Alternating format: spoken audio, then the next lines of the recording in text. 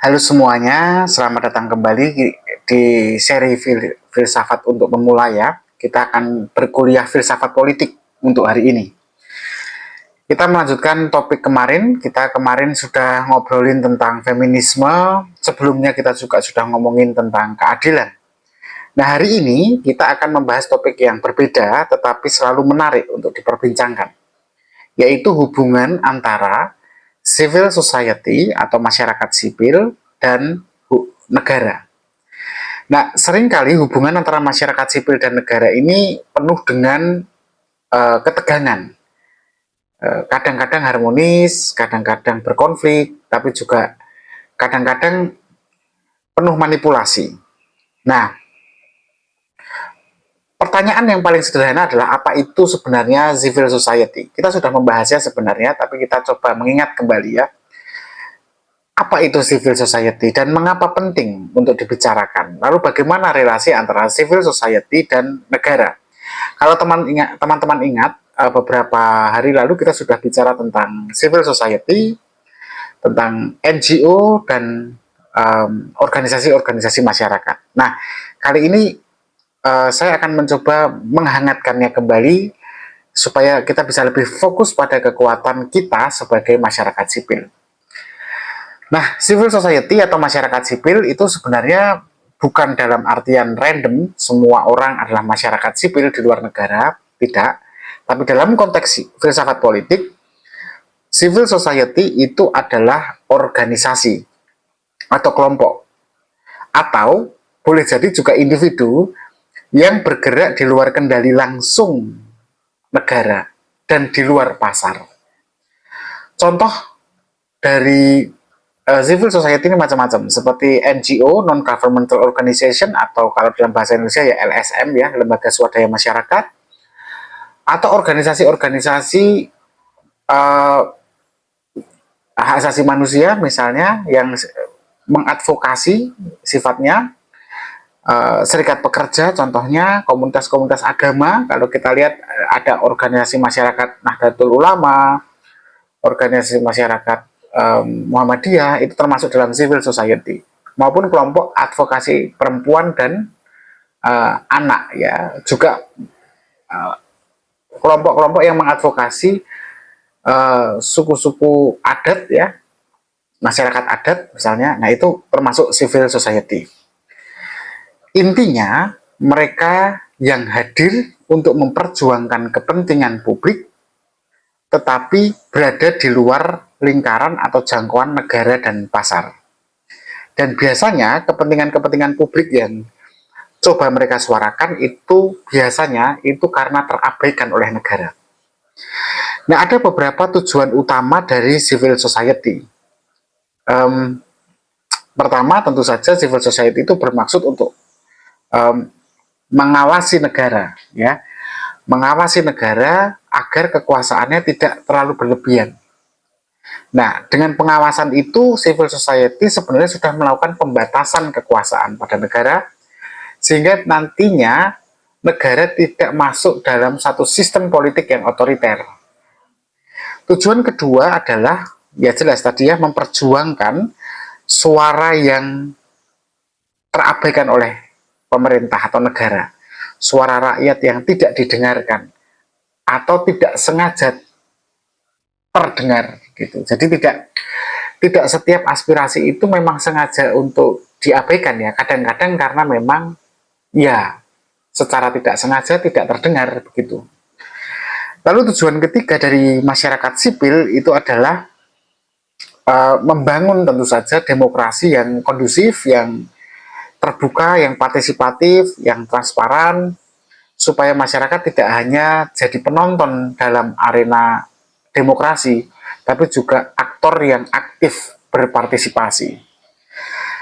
Kalau kita tarik ke teori masyarakat sipil yang ditawarkan Alexis de Tocqueville, kita akan melihat civil society itu sebagai benteng demokrasi, di mana keberadaan civil society ini menyangga demokrasi agar tidak terjerumus menjadi bentuk tirani Nah, pemikir lain seperti Antonio Gramsci juga punya pandangan yang menarik ya tentang civil society.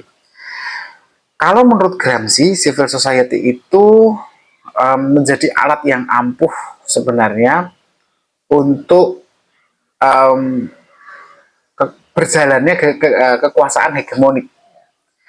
Jadi pada satu sisi masyarakat sipil ini bisa menjadi alat kekuasaan, tetapi pada sisi yang lain dia juga bisa menjadi arena perlawanan pada negara. Nah, sementara itu ada pemikir lain yang menarik lagi, Habermas gitu ya. Kalau Habermas ini lebih menekankan pada peran masyarakat publik di ruang publik. Karena di ruang publik itu masyarakat berkumpul, civil society itu berdiskusi dan memberikan pengaruhnya yang kuat pada kebijakan negara.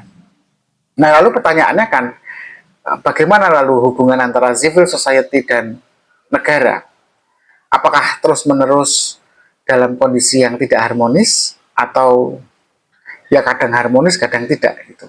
Ya, hubungan antara masyarakat sipil dan negara tentu saja tidak dalam konteks selalu harus bertarung ya, karena tujuan adanya negara kan juga untuk civil society. Tetapi kadang mereka harus berkonflik. Seperti kita lihat beberapa saat yang lalu, itu juga di Indonesia kan banyak muncul gerakan protes besar-besaran ya, melawan kebijakan negara yang tidak adil gitu ya. Entah urusan pajak, entah urusan kenaikan gaji DPR dan sebagainya lah.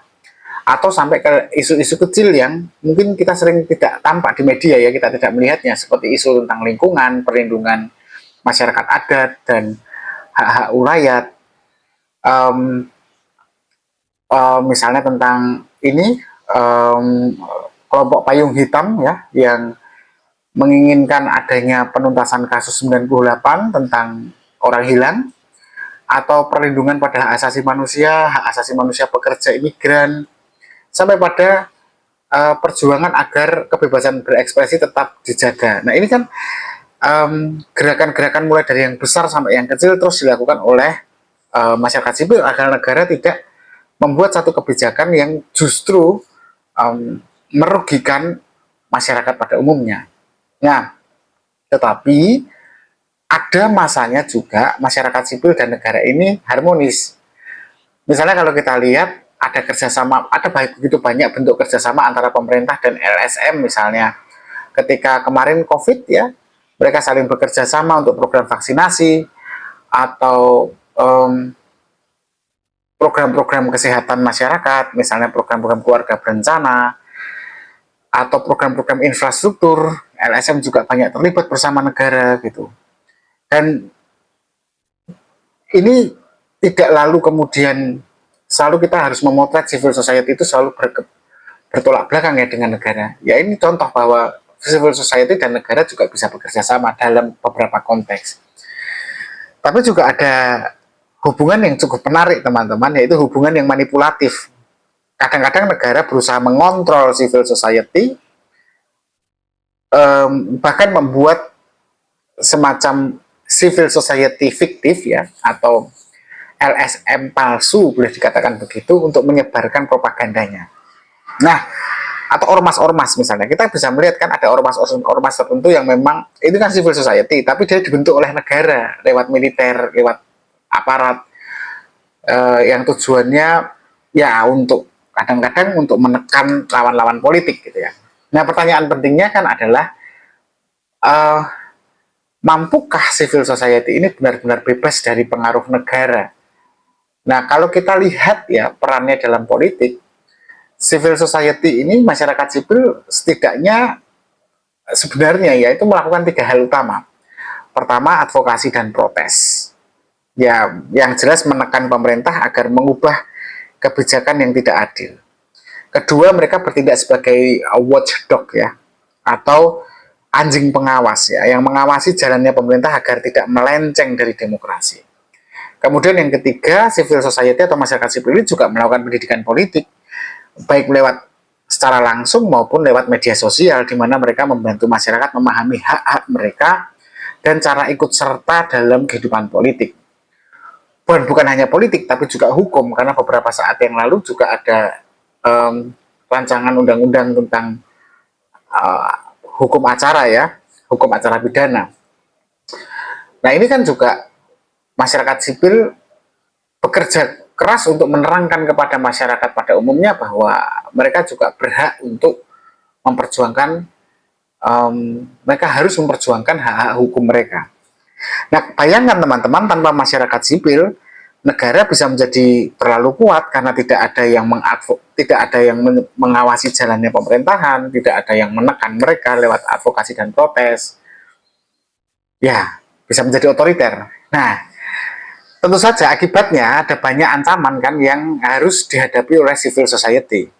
Negara dengan kekuatannya tentu bisa melakukan represi ya, baik melalui undang-undang, peraturan yang didesain, direkayasa untuk menghalang-halangi atau untuk mengurangi kekuatan civil society, atau melalui kekuatan represif seperti hukum negara, polisi misalnya, tentara gitu ya, dengan berbagai macam cara gitu ya. Nah, ancaman pada masyarakat sipil ini bukan sesuatu yang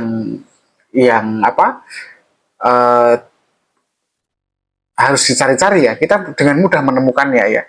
Ketika di masa tertentu ya, sebelum reformasi, kita tahu organisasi-organisasi oposisi itu dilarang.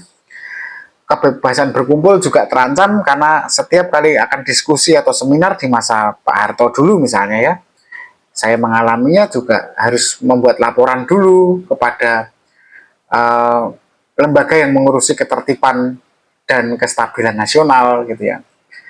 Nah, pada titik yang lain, kadang-kadang masyarakat sipil juga harus berhadapan-hadapan dengan organisasi bikinan pemerintah gitu ya, atau lewat populisme elit-elit politik yang mereka punya pengikut sendiri dan mengorganisasi kelompok-kelompok sendiri yang bisa membela, yang selalu membela kepentingan mereka ketika berhadapan dengan masyarakat sipil.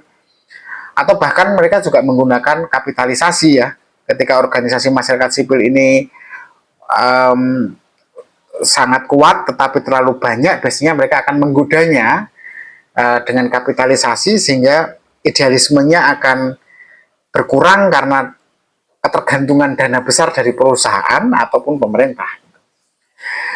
Nah, itulah tantangan masyarakat sipil sebenarnya, khususnya juga NGO, LSM gitu ya. Belum lagi sekarang LSM juga mulai memburuk ya namanya, karena ada LSM-LSM tertentu yang diisi oleh preman-preman, itu harus diakui kan, yang menekan orang untuk membayar iuran setiap kali akan hari raya. Nah, ini semakin mempersulit juga gerakan LSM beneran yang memang sedang membela rakyat. Nah, bagaimana dengan masa depan civil society di era digital? Kalau menurut saya, di satu sisi digitalisasi ini membuka peluang besar sebenarnya. Bayangkan ya, media sosial mempermudah satu orang, nggak usah satu organisasi, satu orang untuk melakukan satu gerakan sosial yang sebarannya lebih cepat. Dan kampanye online itu kan kemudian bisa didesain secara teknologis ya, dengan hitung-hitungan, algoritma dan sebagainya. Ya gerakan sosial menjadi lebih mudah sebenarnya. Tapi pada sisi yang lain muncul tantangan serius. Hoax ya dan disinformasi kemudian menjadi juga mudah menyebar. Pemerintah bisa melakukan penyensoran dan pada titik yang lain pemerintah juga menyebarkan versinya sendiri gitu misalnya. Ruang-ruang bebas digital hari-hari ini juga mulai pelan-pelan, kalau kita perhatikan, mulai akan dikontrol secara ketat. Nah, jadi dunia digital ada keberuntungannya, ada kemudahannya, tapi juga muncul tantangan dan masalah baru gitu. Nah, teman-teman, singkatnya kalau menurut saya civil society tetap merupakan kekuatan penting dalam politik modern ya, karena dia menjadi salah satu kekuatan penyeimbang kekuasaan negara. Tapi tentu saja persoalannya menjadi semakin besar, tantangan yang dihadapi masyarakat sipil semakin besar, baik dari negara, dari elit politik, maupun dari dunia digital itu sendiri ya, karena begitu banyak hoax, sehingga kita seringkali terjerumus pada berita-berita yang salah gitu. Nah, Saya pikir itu dulu pembahasan kita hari ini. Kita akan lanjutkan lagi besok dengan video yang lain. Terima kasih, tetap berpikir kritis.